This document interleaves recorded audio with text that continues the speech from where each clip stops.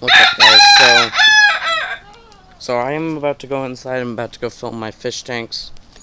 Hey, I'm about to go film my fish tanks, but before I do that, I wanted to show you guys the chickens, just because every single video that I've recorded outside, that guy right there always makes a lot of noise. So I want to show you guys what that background noise is. A whole bunch of chickens. I know that this camera doesn't have the greatest lighting, but you know, a couple chickens. And I know that I haven't made a video in since April or March, one of the two. I think it was April, a long time ago. That's actually because of this. You guys can't see that well. You guys can kind of see it, but if you guys can see that, I actually did break my arm. I was riding my skateboard, and I didn't think that it'd stop me from filming videos, but I actually haven't gone fishing that much since. Let's just set this down here. I actually don't like filming my face that much, that's why. I mean, it's not bad when I'm actually out fishing, but when I'm in my yard, it's kind of weird. Anyways, so yeah, I broke my arm. I don't want to get too much into it because, you know, I really shouldn't make that an excuse. But yeah, I did break my arm. That's pretty much what happened. There's not much more to say about it. But anyways, let's get on with the video. We're going to go talk about our fish tanks. And yeah, let's get on with it. Alright guys, so right here, this is the first tank that we're going to be talking about. It's a 29-gallon Aqueon. I got this off OfferUp for 20 bucks. That's what it was, yeah, 20 bucks. And as you guys can see, there's plenty of little, they look like molly type of fish. They're mosquito fish that I catch from little creeks and that kind of stuff. I catch them from the same creek that I catch. If I can get a good video of one, there you go, of these guys. This is my crawfish tank. This has 6 crawfish in it. It used to have 7. But these guys decided to eat one of their crawfish. I give them this. This is called a Pleco wafer, or algae wafer kind of stuff. I like these a lot. I like these. I buy these from Walmart. They're called, yeah, you guys can't see that very well. Wardley shrimp pellets for bottom feeders. I like these. They work good for catfish and for crawfish. That's about it on this tank. Oh yeah, what I feed the mosquito fish. Just some regular Tetra Fin plus the goldfish flakes, you know, whatever your favorite brand is. Right over here though, we're moving over to the 10-gallon. I also got this off OfferUp. If you're wondering why that water is so low, it's probably 9-gallon now. But that's because of this filter. It doesn't like to be too high. I do need to add a little bit more water. But anyways, so oh, that is some terrible lighting. Give me 2 seconds. There we go. There's better angle. But as you guys can see, I have 6 goldfish in there and 2 little diamond tetras. And I know that it's a pretty small tank for all those fish, but I would be putting them in this one. But if I put them in this one, then they like to eat these little mosquito fish, the bigger goldfish, like that one right there, the biggest one.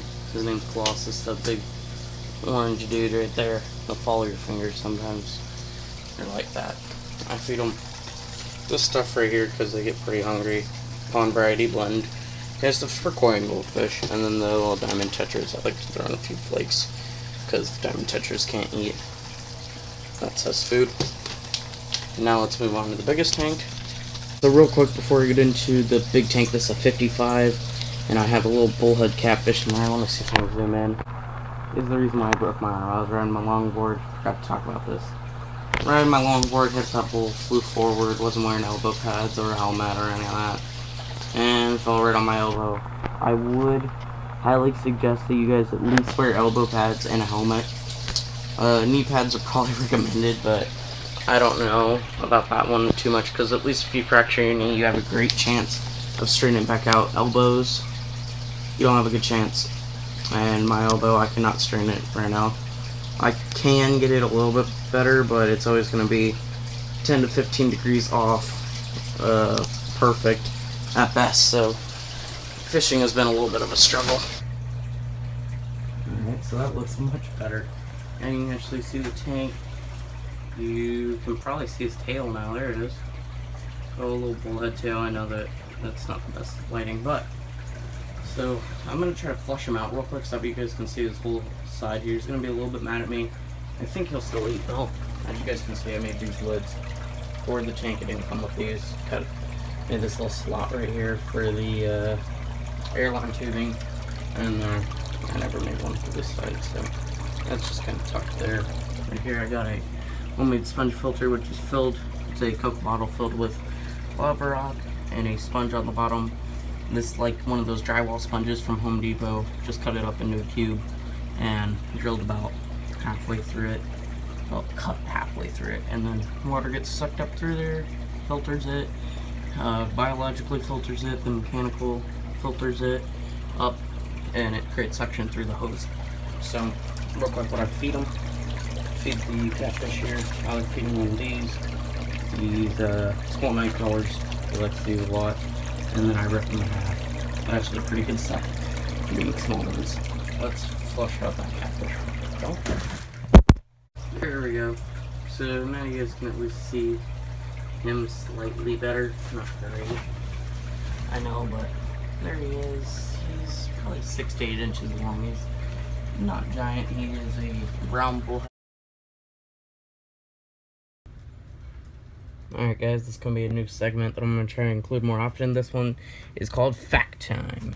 We're getting our facts today from Sportfresh Freshwater. This is the name of the book. Really recommend this book. It's really good. Let's find the brown bullhead. So again, this fact time is about the brown bullhead, not the channel catfish. Difference is sort of a square or rounded tail compared to a forked tail. Also, the jaw structure, I don't know how you guys can see it. The jaw structure is different. Anyway, so the description: with brown or yellow sidings, as you guys can see, with brown on top and a yellow bottom. You guys can't see that. With a yellow or, well, white or cream bottom. So this is exactly my bullhead. White bottom, yellow or brown sidings. Mine has yellow sidings. And the main thing that I want you guys to look at here is the chin barbels. If you look, those are brown compared to the yellow bullhead, which has white ones, which is similar, but white compared to brown. So that is probably going to be it. Apparently they taste good. World record is 6'1", and can grow up to 5 pounds or so usually. Very good, apparently. And tackle, you want to use a spinning. Anyway, so that is going to be the fact time today. Again, that species is called the... Come on, focus. Brown bullhead. That is it. Let's get on with the video. Let's feed them real quick.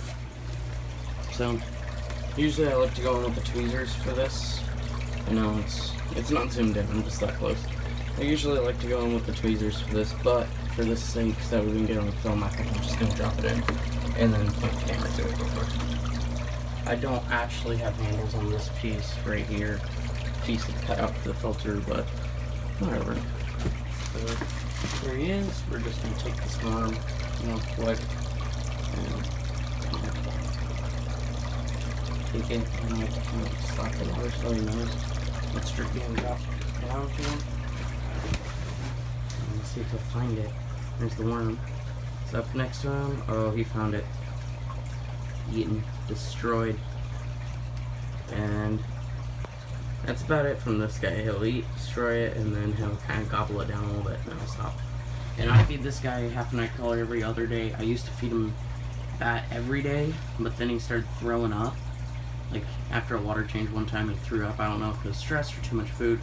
But he seems pretty happy, and then I also drop like 3 minnows in there every once in a while. And at night sometimes, usually on like his off day, he'll eat a live minnow.